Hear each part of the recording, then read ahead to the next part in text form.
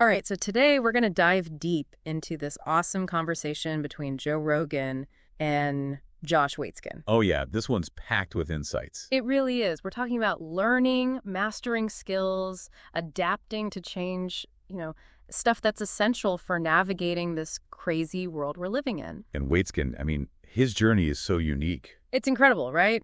From chess prodigy to martial arts champion, and now he's sharing all this wisdom on how we learn and excel. What we're going to do today is extract those core principles, the stuff that can really help you, the listener, thrive. Exactly. There's so much to unpack, so let's jump right in. Okay, so the conversation starts off in a place you might not expect jiu-jitsu. Not the usual starting point for a chess grandmaster. Right. But Waitzkin is really into martial arts, and he's super impressed by this jiu-jitsu guy, Marcelo Garcia. Your Garcia's style is all about constant movement and transition. He's like a flow master. He's not about holding a position, it's about those in-between moments, and that's a big takeaway right there. Yeah, mastering those transitions. Exactly. And Waitzkin really connected with that. It's not about static expertise, but being comfortable in those dynamic, unpredictable moments. It applies to so much more than just fighting, though. Absolutely. Think about strategic thinking, decision-making. Yeah. The better you are at navigating those transitions, the more effective you'll be in any field. And he takes that idea even further, connecting it to boxing. Yeah, he brings up Vasily Lomachenko, who's known for his incredible footwork and positioning. He's like a ghost in the ring. And it all comes back to mastering the in-between, that space between the punches. It's about creating opportunities where others see none. And there's this cool story about how Lomachenko's dad made him study Ukrainian dance for 2 years. It seemed totally unrelated to boxing at the time. But it gave him this amazing sense of balance, rhythm, and spatial awareness, all crucial for those lightning-fast transitions. It shows how seemingly unrelated skills can actually enhance those fundamental in-between abilities, and that's a really valuable insight. Totally. And this next part of the conversation is something anyone trying to improve at anything needs to hear. Lay it on us. It's about the importance of struggle and even failure in the learning process. Waitzkin talks about how losing a major chess match early on actually fueled his later success. He makes this really interesting point about how trying to avoid challenges and protect your ego actually hinders your growth in the long run. It's like you're building this fragile foundation. Exactly. He even mentions this chess prodigy who was deliberately shielded from losing, and it seemed like it actually stunted their development. It's a powerful reminder that setbacks aren't the enemy. They're often the most direct path to improvement. They force you to adapt and find new solutions. Absolutely. And Waitzkin took this to heart. He actually developed this drive to seek out his weaknesses and confront them head on. It was like a core part of his learning process. He said that not addressing a weakness just felt wrong to him. And that's something we can all learn from that proactive approach to self-improvement. Yeah, instead of shying away from those areas where we struggle, we should lean into them. And you see that throughout his journey. After dominating the chess world, he moves into Chinese martial arts and then jiu-jitsu. Applying those same principles of learning and mastery to completely different fields. His early experiences with heel hooks in jiu-jitsu, though, ouch. I bet those were humbling. Yeah, he was nearly getting injured.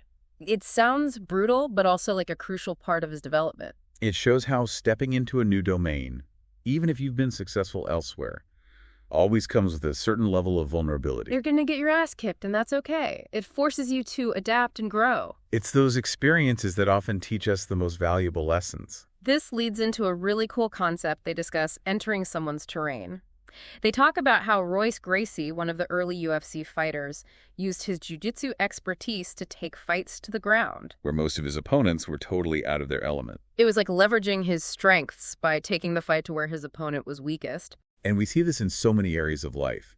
Understanding your unique expertise and forcing others to engage on your terms can be a really powerful strategy. Absolutely. And then they get into Waitzkin's experience as a child chess prodigy. That whole searching for Bobby Fischer thing? Yeah, he talks about this weird disconnect between how he is portrayed in the movie and his actual life. And how all that early fame and attention kind of messed with his head. Yeah, it created this period of self-consciousness and changed his relationship with chess. It's a good reminder that intense public scrutiny can be tough, especially for a young person. It can really warp your sense of self. And he makes this really interesting point about how early, unchallenged success can actually be a problem. Because you don't develop that resilience you need for when things inevitably get tough. He says you need to get your ass kicked sometimes to build that mental toughness. And without those early struggles, you're more likely to crumble when you face real challenges later on.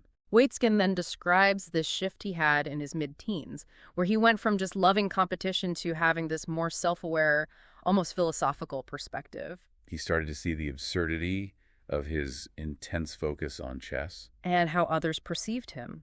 It sounds like a crucial transition for anyone who wants to avoid burnout and find deeper meaning in their pursuits. Moving beyond that purely instinctive drive to compete and starting to reflect on your motivations and your place in the world. And then he drops this really profound idea. As you reach the highest levels in different disciplines, the fundamental principles start to feel similar. He even describes playing chess and feeling that same flow state he experienced in martial arts. It's like there's this underlying language of excellence that transcends the specific skills. That's a really powerful concept. It suggests that there are these universal truths about peak performance, learning strategies, and mental focus that apply across different fields. And they also talk about why kids often seem to learn things so much faster than adults. It's that beginner's mind. Yeah, Waitzkin says kids haven't had to unlearn stuff. They don't have the same ego, preconceived notions, and fear of failure that can hold adults back. He gives this great example of his son learning to surf. It's effortless and joyful. And it contrasts with his own struggles trying to learn a new skill as an adult. It really highlights the power of approaching things with that open, fearless mindset.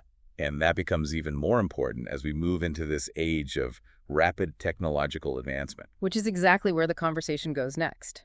Waitzkin emphasizes how crucial it is for us to cultivate adaptability in the face of artificial intelligence. Because AI is getting really good at things that used to be exclusively human domains. The comparison he makes of AI's chess ELO rating to human players is mind-blowing. It highlights how quickly AI is surpassing human capabilities in certain areas. And that raises some big questions about the future of work and even human identity. What will it mean to be human in a world increasingly shaped by intelligent machines? Waitzkin doesn't shy away from those questions. He talks about the potential for both incredible progress and serious risks, like the potential for manipulation and control. It's a pivotal moment in history, and he compares it to the development of the atomic bomb. It's that significant. And in light of all this, he stresses the importance of critical thinking and humility. Especially when we're constantly bombarded with information, much of which is curated by algorithms designed to play on our biases. He even advocates for getting the visitor off social media as a key step in reclaiming our autonomy and our ability to think for ourselves. It's about recognizing how susceptible we are to manipulation in this age of increasingly sophisticated technology. And to counter that, he suggests engaging in activities with clear, objective feedback loops like chess or martial arts, where you're constantly confronted with your weaknesses and forced to take responsibility for your actions. He calls this creating a truth-telling arena, and it's a really powerful concept. It's about developing that honest self-awareness that's so essential for making good decisions and adapting to a world that's changing faster than ever. And given the anticipated job displacement and societal shifts driven by AI, Waitzkin stresses the importance of being able to recreate ourselves. Embracing change and viewing it as an opportunity for growth rather than something to fear. He argues that clinging to old identities and mental models is only going to hold us back. It's about becoming comfortable with a state of dynamic flux, constantly adapting and evolving. Then he shares this really insightful story about his training partner, Marcelo Garcia. Garcia's ability to learn from every experience is remarkable. Even the painful ones, it's like his superpower. But it also seems to come with a certain burden. It really highlights how brilliant and personal struggle can be intertwined. And it reminds us that the path to mastery is rarely easy or straightforward. Waitzkin also cautions against coaches or mentors who try to force their own learning styles or mental models onto others. It's about recognizing that everyone learns differently and has their own unique self-expression. Trying to fit everyone into the same mold can actually stifle their potential. He uses the example of the chess coach who wanted to fix Bobby Fischer, which ultimately backfired. It's a good reminder for anyone in a teaching or mentoring role to focus on understanding and nurturing the individual, not trying to create a clone of themselves. And he ends by emphasizing that the key is to be on that constant journey of self-improvement, no matter what your current skill level is. Engaging in that truth-telling arena with honest feedback and a willingness to adapt. That's what's going to set you up for success in this rapidly evolving world. So much wisdom packed into one conversation. It really is. And for you, our listener, who's all about gaining knowledge quickly and efficiently, who loves those aha moments, I hope this deep dive into Waitzkin's insights has been valuable. We've covered so much ground. From mastering those in-between moments to the importance of failure and the absolute necessity of adaptability. What really stuck with you from all this? For me, it's that idea of creating your own truth-telling arena. It really makes you think about where you're getting honest feedback in your life and where you might be avoiding it. So here's a thought-provoking question for you to ponder. In what area of your life could you establish more direct, objective feedback loops to enhance your learning and decision-making? And how might embracing the discomfort of that honest self-assessment actually be the key to unlocking your full potential and navigating the uncertainties of the future? It's definitely something to think about. And if you're intrigued by Waitzkin's ideas, I highly recommend checking out his book, The Art of Learning. There's so much more to explore there, and it can provide you with even deeper insights as you continue your own journey of learning and mastery. It's a great resource for anyone who's serious about personal growth and development. Thanks for joining us on this deep dive, and we'll catch you next time. See you then.